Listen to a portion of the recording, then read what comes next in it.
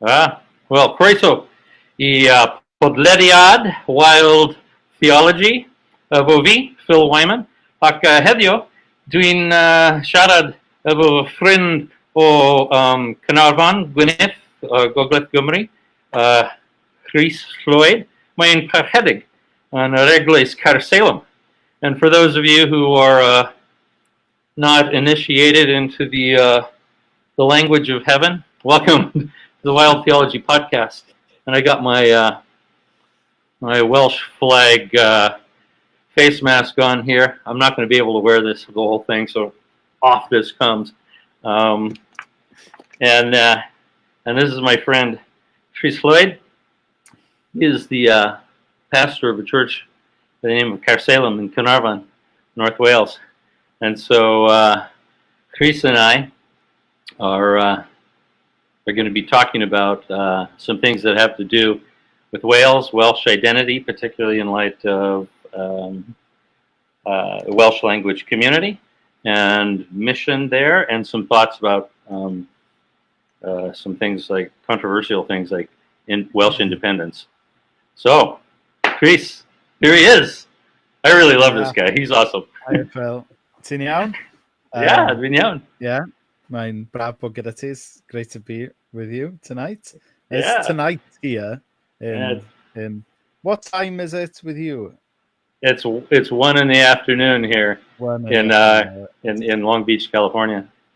Okay, well it's 9 p.m. in Short Beach, Wales. Short Beach, Wales.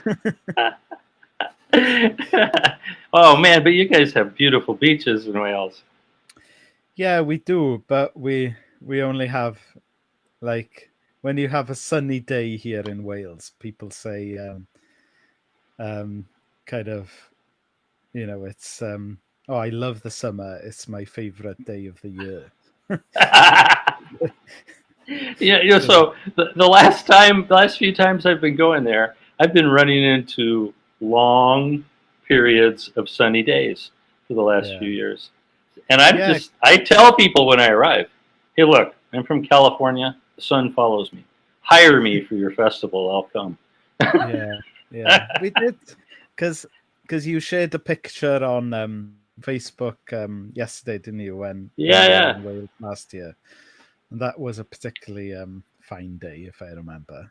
Yeah. In fact, the guy who's in that picture, Sasha Fleck, he's online watching us right now. Hiya, Sasha. Yeah, and Guy Toms is here too. Evian Perkins, he's here. So so some people we know. Anyway, so give me a little update. What's life like since I was there last? You're in the middle of COVID-19 like we are. And it sounds to me like right now your quarantining is stricter than what we have. They're starting to open things like restaurants. They did that a couple weeks ago, and pubs and whatnot here in Long Beach. What's going on there? Yeah, so in Wales, everything is pretty much still in lockdown. So the only shops which are open are like essential shops, grocery stores, right, and food vendors that offer delivery. Schools have been shut for 3 months now. Okay. And you're only allowed to travel 5 miles. Wow. And if you do you're allowed to meet up with one more household, but when you do that, you have to stay kind of 2 meters between. So they're quite very, very strict rules still at the moment. And in our area, North Wales, the police they enforce the rules quite stringently. By the way, my English isn't great. I've got fancy English words in my head, but often they don't come out of my mouth. So this will probably be a surprise to some of the people who would be watching. But here you are. How long does it take you to drive to London, or to grab a train or something like that? So you can get to London in a train in just 3 hours. Okay. It would take maybe 6 hours to drive. Okay. So yeah, it's So quite far so from so London. here you are, 3 hours from London, and you're telling me that you sometimes struggle with big English words that are in your head because Welsh is your first language, right? Yeah. So yeah, Welsh is my first language. About 20% of the people of Wales speak Welsh. Right. So that's around 600,000 people. But then they're more concentrated in some areas. So the area in northwest Wales where I live, the town where I live, over 80% of people speak Welsh. Right. And I think with My like favorite place children in and the young world. people, yeah. And with children and young people, it's 98% speak Welsh. So it's Okay. so Welsh is, the language here. English is just something, Yeah. we And there's listen to probably and a speak. handful of those who are very young and very old for whom they might even be monoglots, Yeah. only Welsh speaking. I mean, thinking back to my childhood, I think I must have been at least 4, maybe 6 before I really picked up any English. Sadly, our children have picked up English sooner. Not because not because we have like English days where we speak English to them. We don't do that. But It's because people um, like me visit, no, and my well, Welsh isn't good enough. I'll tell you. I'll be perfectly honest, the reason why they've picked up English is because um, of this thing called Netflix and Oh, iPlayer yeah. and YouTube, and when you've got Right. dishes to clean, you just stick YouTube on, and you might put a Welsh cartoon on, but once it finishes, it automatically plays something related, and that related thing is usually in English. But I'll tell you one thing: over the past couple of weeks, we've switched our Netflix account to Spanish, um, and Okay. Yeah. and yesterday, our eldest son, Cadog, he he told us that his enw fy hoff amigo yw Dafydd. So like my favorite amigo is called David. That's So awesome. yeah, I know. Men and myself were like, whoa. So we're gonna, yeah. So it just shows really how quickly children pick up languages. Really. Yeah. Yeah. So during this COVID season, you've got I think there's a couple interesting dynamics that are probably happening with you that certainly they would be, um, I suppose foreign is a good word for it, to a lot of urban Americans. Um, you've got the issue of being in a relatively rural to suburban at best location that you live in, and you have this isolation that occurs with COVID. But then you also have the dynamic of being a minority language speaking Yeah. people within this setting. Yeah. How have you navigated with pastoring the church? How have you navigated this COVID? Yeah, so it's been quite challenging really, because kind of COVID just crept up on us almost unexpectedly. Yeah, It was kind of at the end of news bulletins since the beginning of the year, but you never think that these kind of big events affects us, and then suddenly, bang! We this lockdown started on us. It all happened within a week. So, hmm. and our church in Caernarfon is relatively small. For a Welsh language church, it's relatively large. But I was going to introduce you as a Welsh language church megapastor. yeah, but if in comparison to English Right. churches in South Wales, or definitely lots of American churches. It's a Right. small church. So stuff like, live streaming and that kind of thing, we just didn't do it.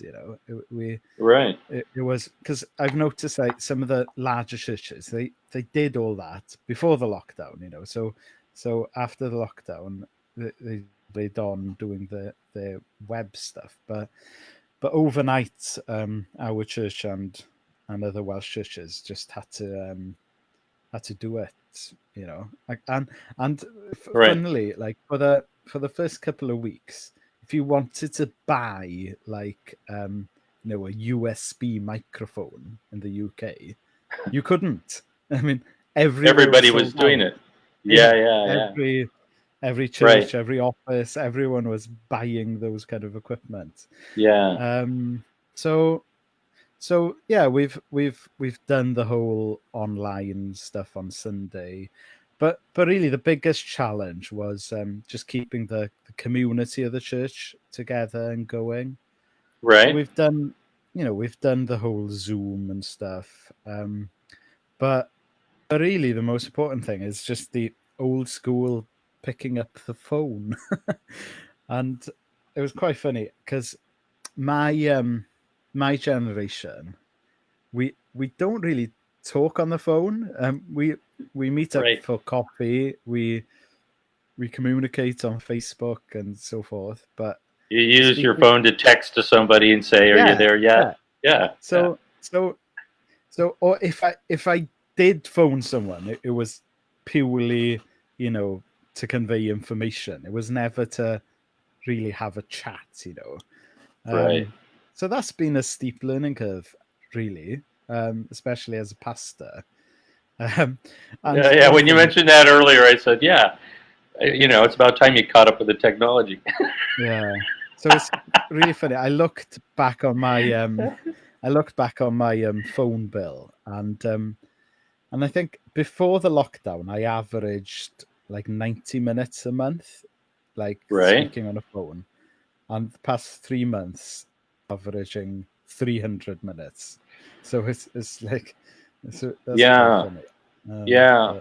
But I don't remember what it was, but there was a point in time in my life when I recognized that there was suddenly a steep, um, a dramatic change, and it was probably the introduction of so many people having smartphones. So I think was the reason. But in October's, I would have to talk to so many people because the outreaches we did, and I would have like 800 minutes in October, wow. and I would have to like change my plan just Yeah. for October, and then bounce back to something else. Yeah. And then one year, that all disappeared. I was like, "What's going on?" It dawned on me. It was the Yeah. smartphone, Yeah. and me Yeah. having it, and so many other people having it. Yeah. So I got to say, I've been watching the things that you're doing with your church online. Of course, you're a photographer and a musician, so um, it's quite helpful. You kind of know what you're doing around this world of video and audio, and Yeah. you just put together some great stuff for Caersalem does. So what you've got going on, it's really nice. Thanks, Phil. Yeah. Yeah. I mean, we enjoy doing it, as you touched on there. Like, I've got a background in doing some music and graphic design and filming and stuff, and that's finally come in useful in my day job as a pastor. Yeah. Now, it used to be a lot of particularly small church pastors. They had to be like musicians, and had a variety of Yeah. things that you had to be able to do. Yeah. Now we have to be able to run studios. Yeah. We have to be studio engineers to be small church pastors, right? Yeah.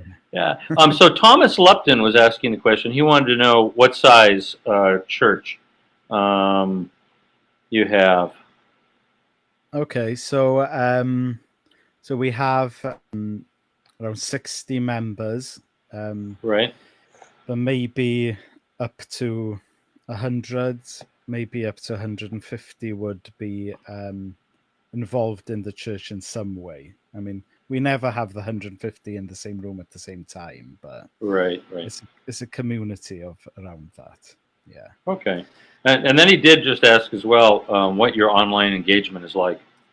Yeah, so it's pretty good for the size of church. So we have around 60 watching our online service live. Okay. Then and we've had some, older members have gone online for the first time to be able to watch it, which is good. Then in terms of community groups and stuff like that, most of the community groups, the attendance in that is higher than before the lockdown, because because you had because basically, if it's a rainy evening in November, and you've got the fire on, you're not going to go out to a community group, but now on Zoom you can do it from your home. And also we've got stuff like, say if a family with young children, maybe in normal times just one of the parents would go to the group, whereas now both can attend because they're doing it from home. Right. So participation has been pretty good. I'm happy with that. But in the first few weeks, I noticed that we did pick up, Christian nomads and church hoppers. Right. I've noticed that the fringe has declined as the weeks have gone. Oh, that's interesting. Yeah. Much like they would if they were to visit church and stick around for a couple of weeks and then leave again. Yeah. I think I'm seeing a lot of that, and also I think lots of Christians, they've got online fatigue now, where in the first couple of weeks they would follow their own church's material, they'd look at that church, but there's only so much sermonettes on YouTube someone can watch before getting bored of it all. Yeah. Oh, absolutely. Yeah. So I want to kind of switch from that to like the real topic here. So Welsh identity, Welsh language, and then after we talk about that, I'll bounce over to the more controversial issue of Welsh independence. I was there in Caernarfon, staying at your house when they had the March for Independence, and there's like 9,000 people marching through Caernarfon for independence. But so talk to me a little bit about the importance of the Welsh language and the identity of those who are, the Cymry Cymraeg, the Welsh-speaking Welsh. And then I don't know if you have some insight into that, as well as how it influences the rest of the culture in Wales, even the predominantly English-speaking culture. Yeah. So, identity, national identity, cultural identity. Everyone's got some kind of identity. But usually, if you're in a majority culture, like, say, the English-speaking world, or in other parts of the world, the Spanish-speaking world, right? Although you've got identity, you're not aware of it because it's the norm, Right. But if you belong to a minority culture like we are in Wales, you're more aware of your culture because it's an issue, because you're in a minority and you have to fight for your rights and so forth, Right. And one illustration I heard once, it was like your toes, everyone's got toes, but you only become aware of your toes when someone treads on them,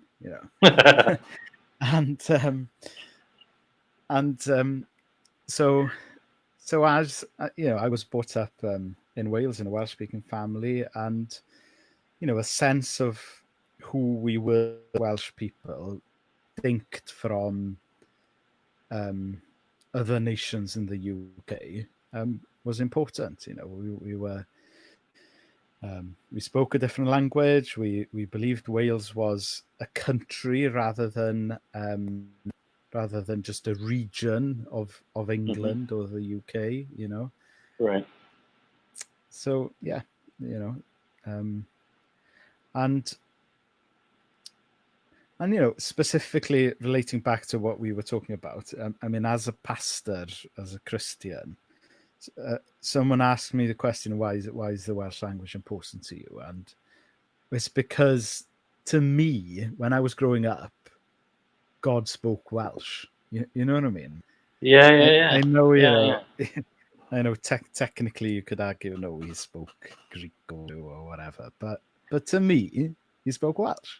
So the Welsh language is important to me because that's the language I speak to God in, And if that's not so that's the reason the Welsh language is important. But because it's a minority language, the global trend is towards uniformity, and that's why minority cultures, lots of minority cultures eventually die out, unfortunately, as has happened to some Celtic languages, as has happened to many Native American languages and cultures. Right. Eventually, unless steps are taken, it gets eaten or kind of trampled on and Sure gets killed off by the majority culture. But fortunately, in Wales, in the mid 20th century, we had the kind of mini national Rhyfain people decided, actually, we're not happy with our language and culture dying. We want to make something of it. Right. So from the kind of 1960s onwards, really, there's been a kind of pushback and a mini revival. Not that the Welsh language is safe, but I think it's off life support now. Let's put it like that. Okay. Right. Yeah. So Thomas is asking a question related to that. What's your opinion of the billboards that say that anyone can be Welsh regardless of language or ethnicity? Yeah. Now, those are related to the independence movement, aren't they? Those signs? Yeah. I think the Yes Cymru campaign, I think. Yeah. Yeah. So the Welsh language is an important part of Welsh identity. I mean, there's no denying that. But crucially, don't think you have to actually speak Welsh to be Welsh, Right. But this is my caveat. But I do think, even if you don't speak Welsh yourself, a sentiment of being for the Welsh language, is important for everyone. So the Welsh language is an important part of Welsh culture, whether you speak it yourself or not. If you don't speak Welsh, you can be Welsh. So that's the kind of fudge I'd come to. I don't expect everyone to speak Welsh to be Welsh, but I would expect anyone who counts himself as Welsh to be at least favourable towards the Welsh language, even if they don't speak it themselves. You know what I mean? Does that make sense? Yeah, and yet that's not 100% true across Wales, is it? No. No, the Welsh have got a complex relationship with the language Right. for a variety of reasons. A myth is perpetuated by some that Welsh speakers are what they call the crachach, which is like the higher class of society, which is a complete myth. Because if you come to Yeah. my hometown of Go, Caernarfon, go to Caernarfon. Yeah, it proves that's wrong. everyone here speaks Welsh, but it's one of the poorest communities in Europe. So, it's Yeah. it's a complete myth. So and also lots of schools they haven't, and it's not a fault of the teachers, it's just how the curriculum is set up. They don't teach Welsh to people in a positive way, so it's seen in some schools as kind of an afterthought or something. Oh well, we have to do a little bit of Welsh just to tick the box, so people Right. have a negative experience of the language through that. Yeah, but I mean, Cymdeithas yr Iaith, the Welsh Language Society, they've got an important campaign at the moment to revamp the way the Welsh language is taught in schools, to Right. try and make it more normal from an early age rather than be added on as a kind of exotic second language. Right. So I hope that will help really to bridge the Yeah. divide. So this momentum of support for the Welsh language when it was gaining some momentum, like in the '60s, right? There was a movement for that in the '60s that was driving. Yeah. So basically, in the 1960s, kind of globally, the 1960s was Right. the time of revolution. You might remember it, Phil. I'm too young. Unfortunately, I'm a little too young to be a hippie because I was only 10 during the Summer of Love, Woodstock, that kind of stuff. I'm sure you were there as a kid. But yeah, so that's the time, we started to have campaigns for equal rights for Welsh speakers. And I don't think people appreciated what it was like before that time. So, in most parts of Wales, you couldn't have Welsh education.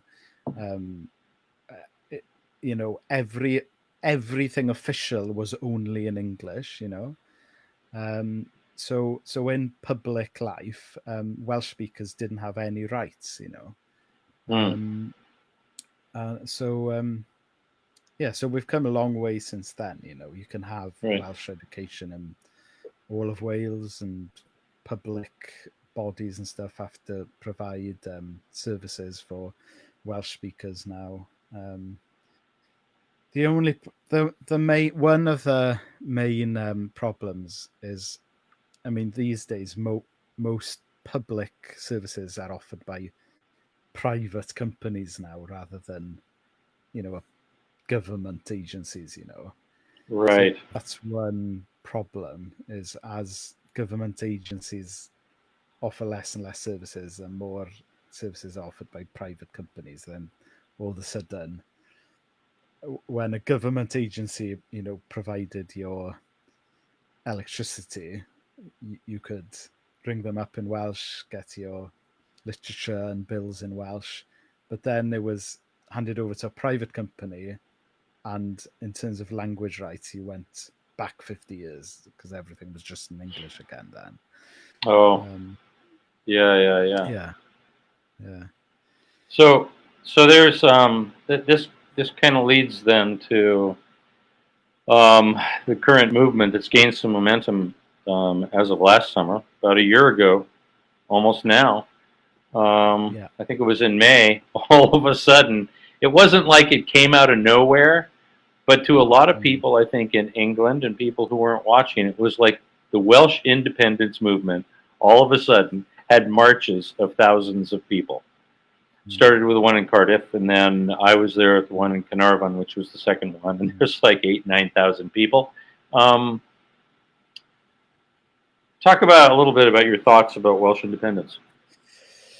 Yeah, so the idea of Welsh independence has been around, for at least 150 years, but it's really gained momentum in the past couple of years, and I think because of the context of Brexit, basically, because Right. Brexit brought out in many circles a new sense of British identity. And lots of people of Wales said, actually, we're not quite happy to be stuck on an island waving Union Jacks and drinking tea and, drinking stale beer. We quite liked the idea of Wales being a nation in its own right as a part of a wider European family. Right. And lots of people especially in Welsh-speaking Wales, we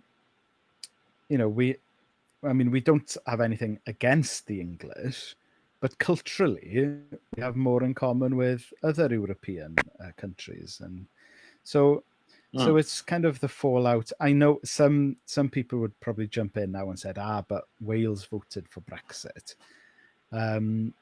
Yes, Wales did vote for Brexit, but the Welsh-speaking areas of Wales voted to stay in Europe. Right. And also, if you take out the votes of people who, basically English people who have moved into Wales, if you take out their votes, and only look at the votes of people who were kind of native in Wales, native, Wales would have voted to stay in Europe, Right. So so that's the context. So because of that, the campaign for Welsh independence gained a new momentum, really, and a new campaign group was formed called Yes Cymru, right, and also a campaign group called Together Under One Banner, and that's the campaign that arranges these kind of mass rallies. And you were, as you were saying earlier, Phil, you were with us in Caernarfon, where one was held around a year ago. Right. And just to give some context, I've lived in Caernarfon for about 12 years now. And the biggest kind of political demonstration I had seen in Caernarfon was 500 people. And I knew that the protest a year ago was going to be big. But bear in mind, the biggest I'd seen up to that point was about 500 people. Wow. And sudden right, it was 8,000 people. Yeah. And to put that in context, the population of Caernarfon is only 1,000. So for our little town, 8,000 people was huge, Right. And that really opened lots of people's eyes to see the possibility of this campaign gaining momentum again, So right. Yeah. So there's a statement here from this guy Thomas, who's been staying with us the whole time. He's going to call BS and say that the Welsh openly hate the English. It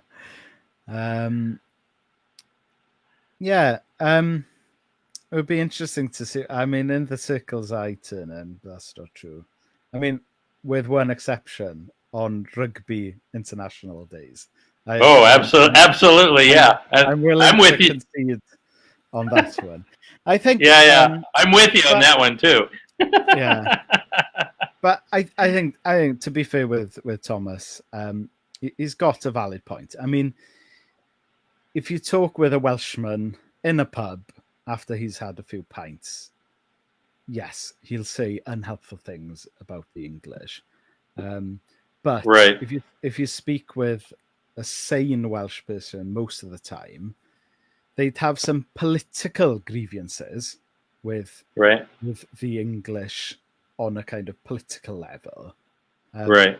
Wouldn't have you wouldn't have like personal hatred towards the English in a racist way. You know what I mean? And Right. I think Right. there's an important distinction to make there. You know, I mean, I have grievances about how England or the UK as a nation state has treated Wales and has treated the Welsh language, but that doesn't Mm. mean hate on a personal level. You know what I mean? Right.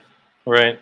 So there's a very interesting thing that happens to we Americans who identify with Wales and particularly, begin to learn Welsh.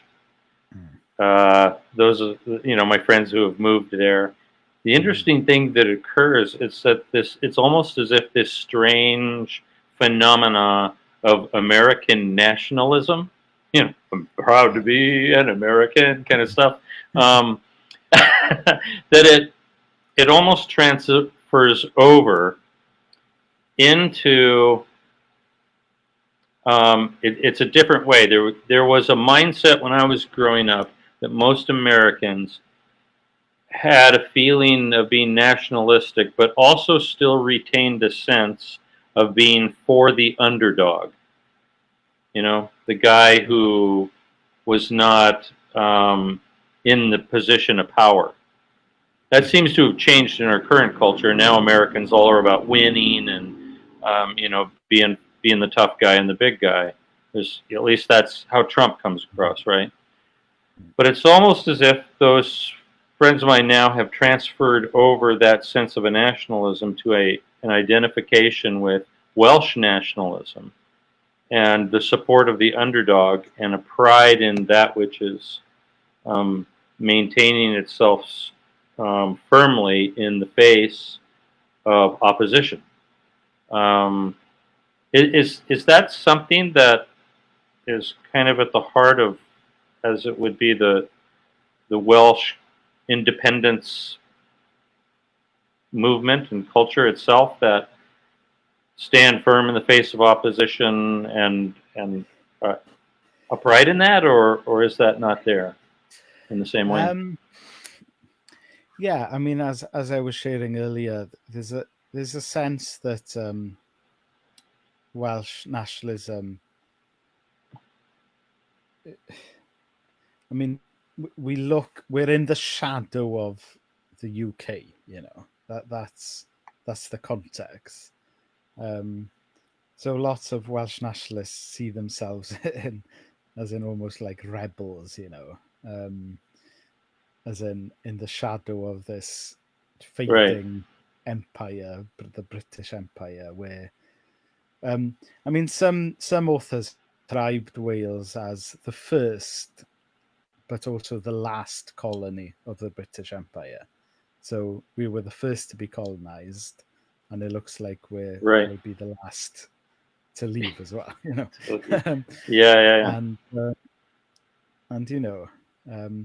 So yeah, there is a sense of being the underdog in the context of the big brother next door, definitely. So Steve Simmons is making a comment here that as an Englishman, I've never felt hated in Wales, but I certainly felt stereotyped and prejudged. Yeah. But then he makes a comment. Steve is quite a thinker. He's a friend. In fact, I think you probably met him at How the Light Gets In. One time when we were down there. Yeah. He says, of course, I accept a lot about the legitimate grievances you talk about. And, I think that's one of the benefits that I have. First of, as American, I come in and people recognize that I'm not part of the hegemony that's immediately enforced upon you. Although there is, particularly now with Donald Trump and the feelings about him in most of Wales, there is a sense, everybody was asking me the last few years, what do you think about Donald Trump? I just go, oh, don't look at me, I didn't do it. But also, I think just the fact that I came speaking some Welsh, that there was a recognition that I wasn't going to be that on high, come after you. I'm better than you, American. I feel very much like, in a sense, embarrassed about the stereotype of bad American tourists. If Americans coming to Wales, what should they do? Because they're going to come to Wales. Americans love castles. We love castles. You have more castles than anybody. They love King Arthur stories. You guys kind of own that, right? There are a lot of things about Wales, of sea and mountains, and all those things. It's like one of the greatest places on earth. Americans are going to be coming more and more, should this COVID thing turn around. How do we come to Wales? So I think partly because of our history as a nation, we've been wary of having someone from outside come in and tell us what to do, and there's a long history behind that, and the most recent manifestation, specifically thinking of churches, maybe is the American thing, because Christianity, in some sense, is acultural. It transcends culture, but it can plant itself in every culture. And lots of Christians who come from a majority culture, they appreciate that. So lots of kind of English-speaking Christians, be they from England or America, and when they come into Wales, they haven't really considered how to bring the gospel but leave their culture, because in their worldview, the gospel and their culture is one, So stuff like how practically can people come to Wales and bless us? The language is one way in. So, obviously, we've got some friends in common, and we felt people like Trey and Amelia, right. Americans who've come and live in Wales, and Trey, bless him, he became fully fluent in Welsh before moving here. Right. He just did it all online, and he just, this crazy American turns up with the biggest red beard anybody's ever seen. Yeah. And fully fluent. And and his wife, she became fluent within the first 6 months. And and I can't emphasize how many, and that just blesses relationships and open doors. But even if you're not gonna be able to become fully fluent, at least make some effort. Right. But it's more than just learning the language. You have to understand some of our culture and our ways. And I think that's especially important in the age of Trump, because as you were sharing a second ago, Phil, when people hear you're an American, everyone asks you about Trump, because absolutely. I don't know why everyone's here is so obsessed with American politics. I think it's because we haven't realized that it's real life. We still think we're watching like a Hollywood horror film. But I'm trying to think, because of our history and our political and philosophical history, the center point in Welsh politics is much more to the left to where the centre point in American politics is. Right. So I'd almost go as far as saying, like, Joe Biden is to the right of almost every political figure in Wales. So the right in Wales is to the left of. Hold on, Of Joe Biden. Yeah. To the left of Joe Biden. Yeah. Right. So in terms of our political prism, someone like Trump is seen as right. That's almost, far right, huh? Yeah. And someone like Joe, you're hearing some people, oh, Joe Biden, he's or at least Bernie Sanders, people, you Americans, you think Bernie Sanders is like Stalin or something, but someone like Bernie Sanders in Wales would be very middle ground. I was working the Hay Book Festival a couple of years. It was just right after the election when Donald Trump got in, and Bernie Sanders was one of the speakers. It was absolutely incredible what a rock star he was. Yeah. They announced he was going to be speaking, and the thing sold out in no time. And I was working one of the venues where there was a question and answer thing. And I knew he was going to run again for president because he did a stump speech.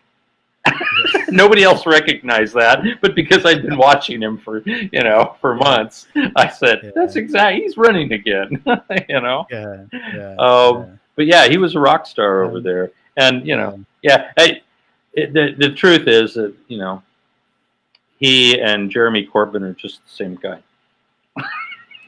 Yeah, but I say that jokingly because they kind of look alike and they're both crotchety, right?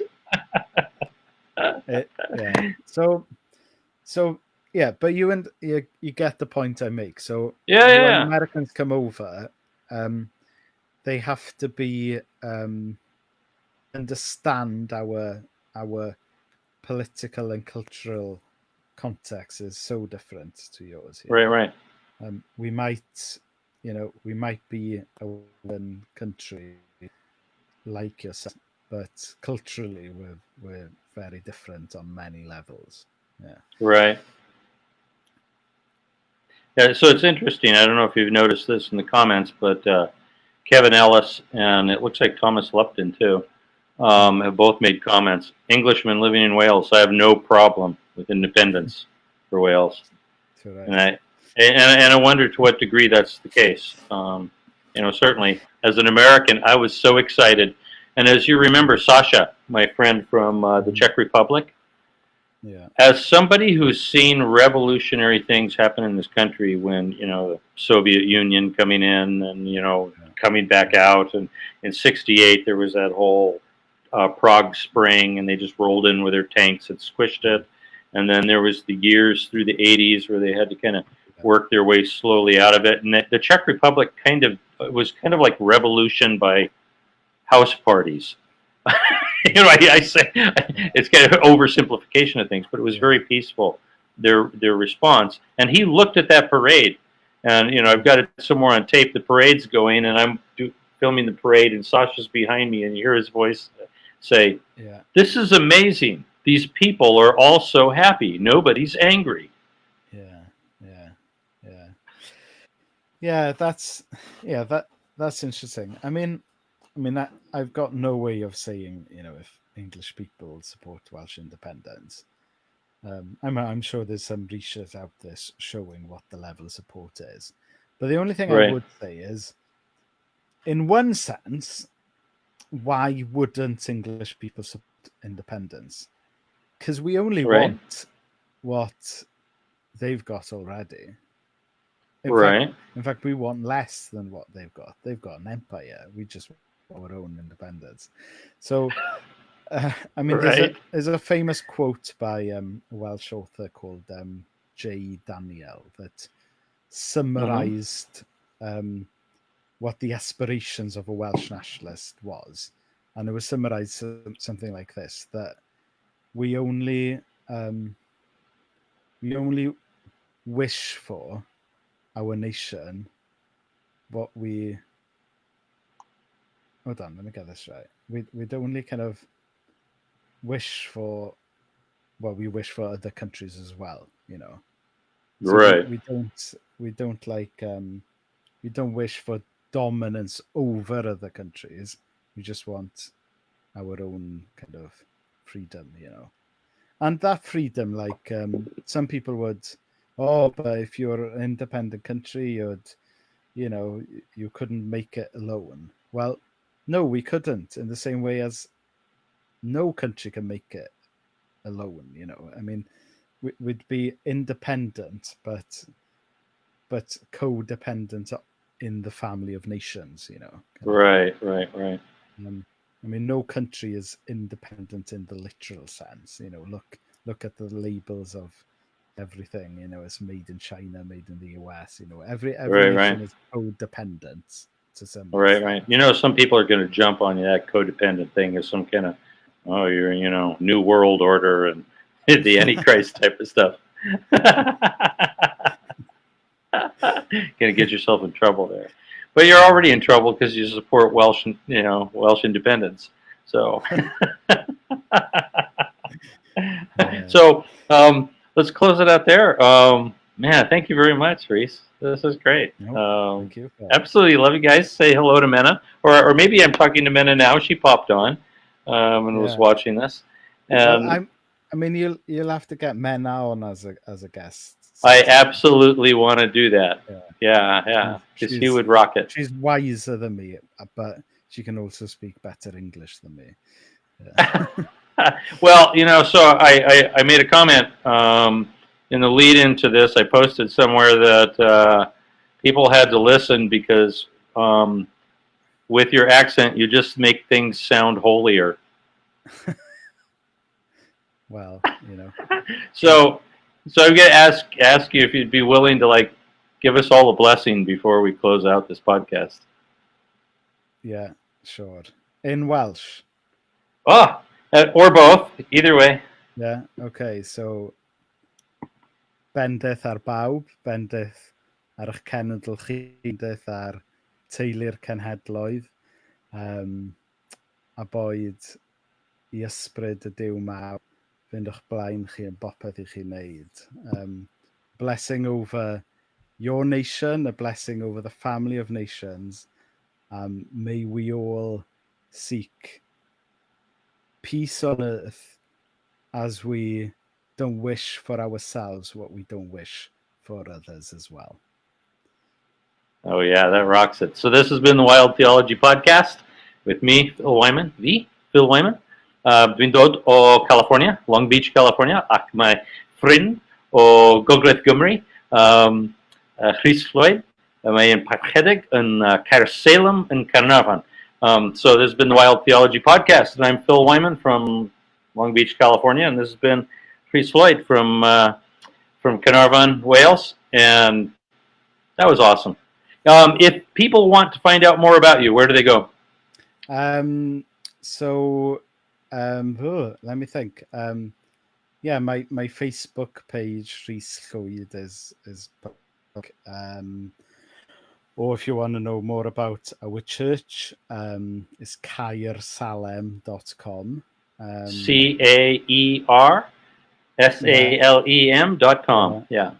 And by the way, that's Jerusalem in Welsh, by the way. Also, if you do speak Welsh, we've got a Welsh podcast that gets broadcast every Sunday evening. That's called Seiat, SEI. My English breaks down here. Seiat. SEIAT, is that right? Yeah, I think. Yeah. Yeah. I don't know. I can speak English, but I can't write English. So yeah, I hope that is right there.